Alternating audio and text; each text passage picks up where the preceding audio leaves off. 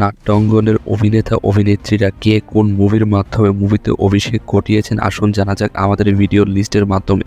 প্রথমে আসা যাক নাট্যাঙ্গনের দুই অভিনেত্রীর কাছে, তাসনিয়া ফারিন এবং মেহজাবিন চৌধুরী। দুজনেরই এবছর নাটক থেকে মুভিতে অভিষেক হতে যাচ্ছে। তাসনিয়া ফারিন এবছর তার মুভি ফাতেমার মাধ্যমে এই মাসের 29 তারিখে সিনেমা হলে আসতে যাচ্ছেন এবং এটি হতে যাচ্ছে তার ছবিতে অভিষেক।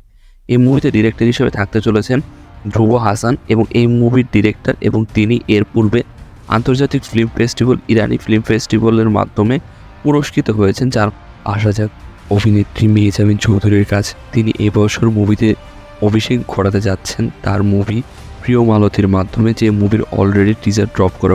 অভিনেতা জিয়াউল হক পলাশ মুভিতে অভিষেক ঘটিয়েছিলেন গ্যাংস্টার রিটার্নস মুভির মাধ্যমে, কিন্তু সেই মুভিটি ব্যবসায়ী সফল না হলে তিনি আবার মুভিতে অভিষেক ঘটাতে যাচ্ছেন কলকাতা মুভির মাধ্যমে, যে মুভিটির নাম হতে যাচ্ছে চালচিত্র।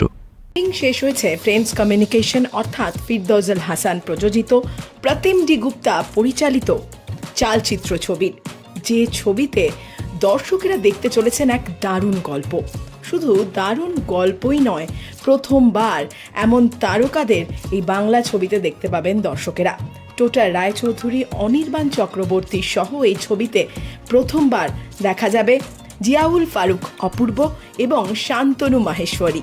এছাড়া আফরান নিশো মুভিতে অভিষেক ঘটিয়েছিলেন সুরঙ্গ রাওক মুভির মাধ্যমে, রাওসান খান মুভিতে অভিষেক ঘটিয়েছিলেন যদি একদিন মুভির মাধ্যমে, এবং সিয়াম আহমেদ মুভিতে অভিষেক ঘটিয়েছিলেন পোড়ামন 2 মুভির মাধ্যমে।